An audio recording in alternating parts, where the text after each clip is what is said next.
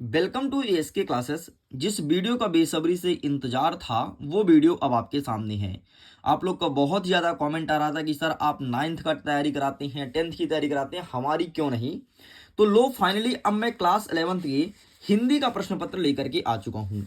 इसी एक वीडियो में प्रश्न नंबर 1 से लेकर के और आगे बढ़ते बढ़ते बढ़ते बढ़ते प्रश्न क्रमांक 23 तक का संपूर्ण प्रश्न और उत्तर कवर करने वाले हैं और बहुत अच्छे से एक एक चीज़ को समझाने वाले हैं।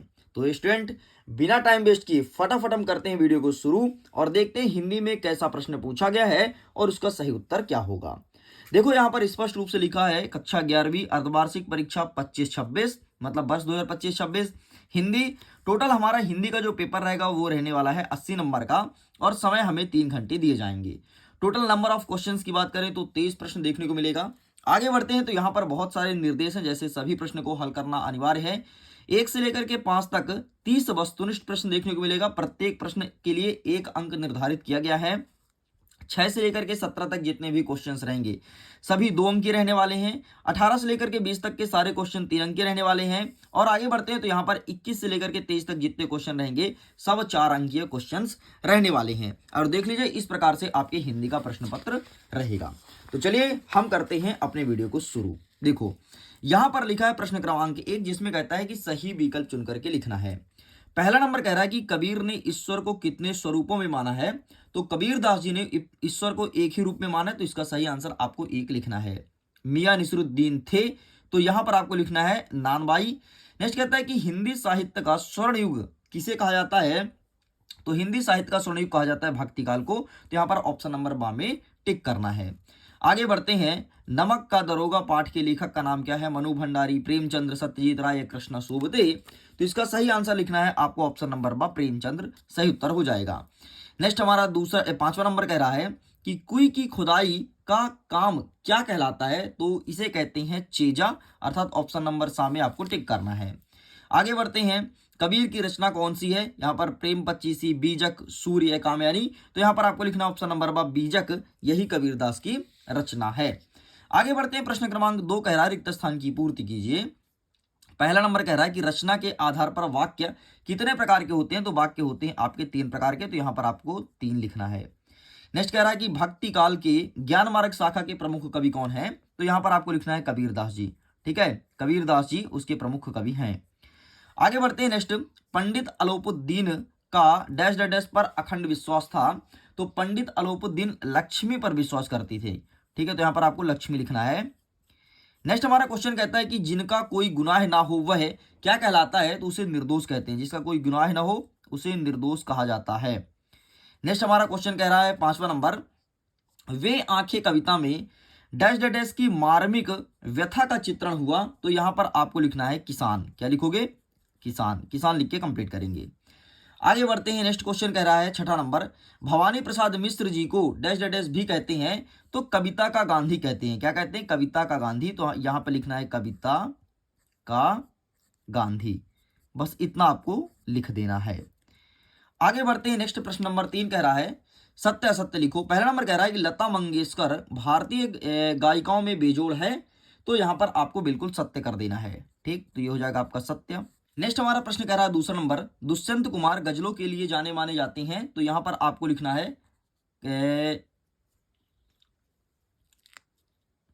नेक्स्ट हमारा कह रहा है कि दुष्यंत कुमार गजलों के लिए जाने माने जाते हैं। तो यहां पर आपको सत्य लिख देना है।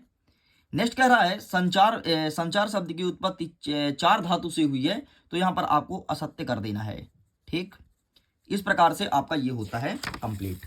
आगे बढ़ते हैं। प्रश्न नंबर 4 कह रहा है कि पंडित अलोपुद्दीन क्या लक्ष्मी के पुजारी थे। बिल्कुल सही है, तो यहां पर आपको सत्य कर देना है। नेक्स्ट कहता है कबीर की भाषा सधुकड़ी है। तो यहां पर आपको सत्य कर देना है। नेक्स्ट हमारा प्रश्न नंबर 6 कह रहा है कि मियां नसीरुद्दीन 56 किस्म की रोटी बनाने के लिए मशहूर थे।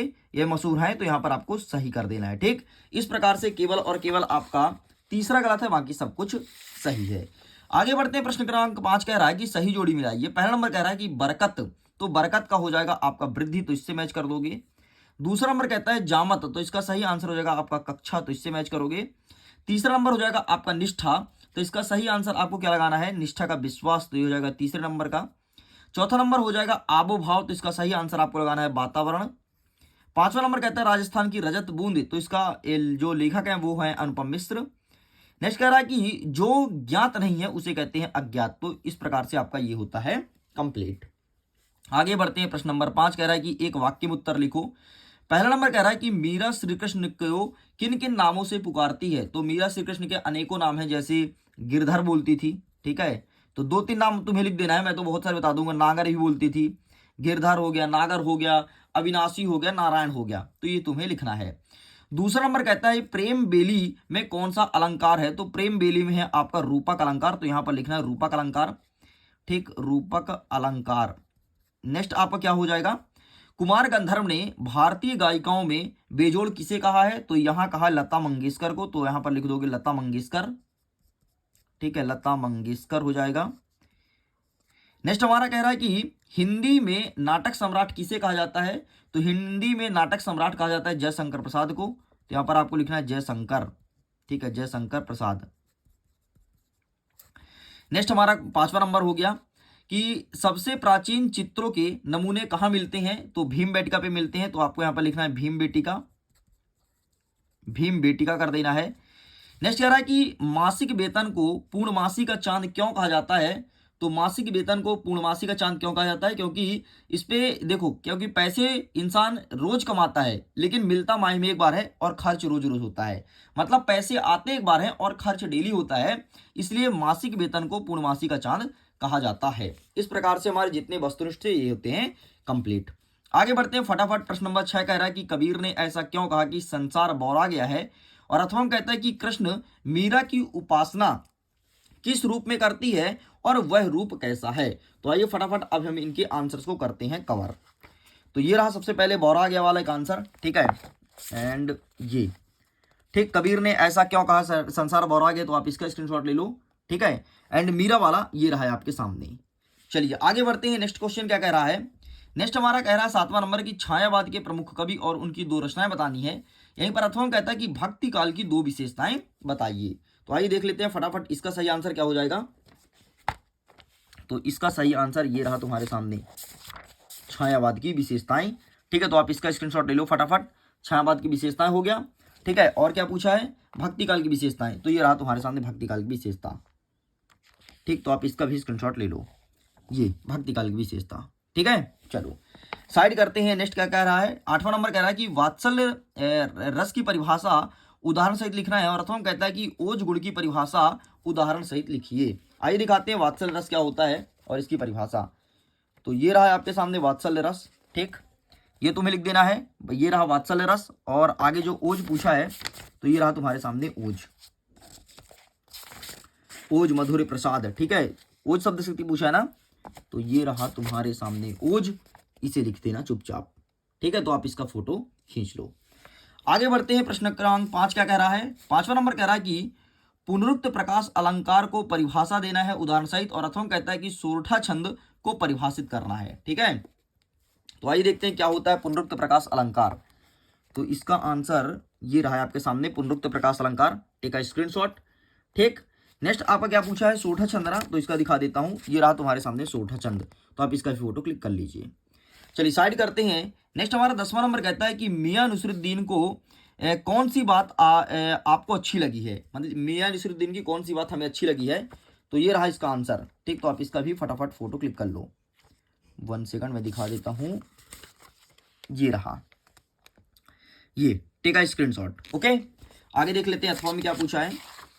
अथवा में कहता है कि पाथेर पंचाली फिल्म की शूटिंग का काम 2.5 साल तक क्यों चला। पाथेर पंचाली फिल्म की शूटिंग का काम 2.5 साल तक क्यों चला।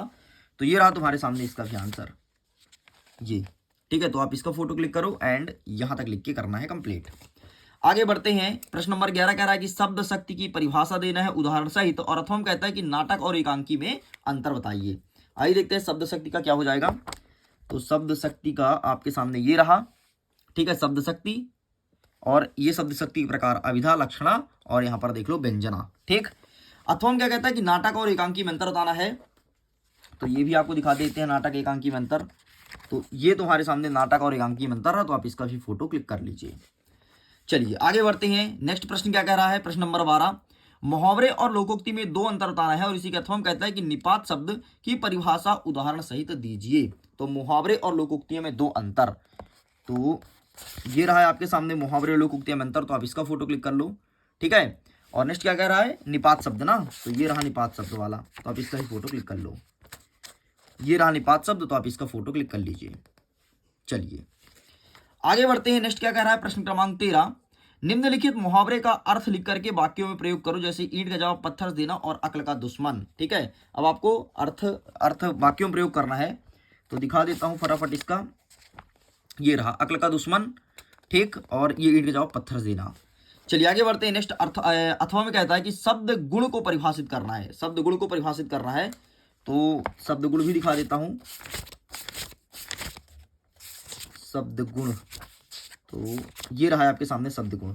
ठीक है, शब्द गुण को परिभाषित करना है, और ये मधुर, ओज और प्रसाद, ये तीनों को अच्छे से याद भी कर लेना है।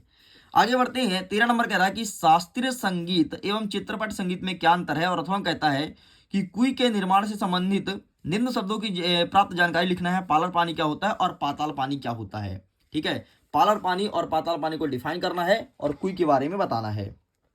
तो ये रहा तुम्हारे सामने पालर पानी, पाताल पानी, तो आप इसका ही फटाफट फोटो खींच लो। ठीक है, सबसे पहले शास्त्रीय संगीत और चित्रपट में अंतर, तो आप इसका फोटो क्लिक कर लीजिए। ठीक है, चलिए अब देखिए, ये रहा तुम्हारे सामने पालर पानी और पाताल पानी। ठीक है, तो आप इसका भी स्क्रीनशॉट ले लीजिए। चलो साइड करते हैं। नेक्स्ट हमारा कह रहा है 15 नंबर कि जनसंचार की प्रमुख विशेषताएं बतानी है, और अथवा कह रहा है कि खोज परख पत्रकारिता से क्या आशय है। जनसंचार के बारे में बताना है और खोज परख पत्रकारिता। आइए दिखा देते हैं जनसंचार क्या होता है, खोज परख पत्रकारिता। तो ये रहा है आपके सामने जनसंचार की प्रमुख विशेषताएं। ठीक है, देख लीजिए। ठीक, ये लिख के चले आना है, और खोज परख पत्रकारिता दिखा देते हैं। तो ये रहा तुम्हारे सामने खोज परख पत्रकारिता।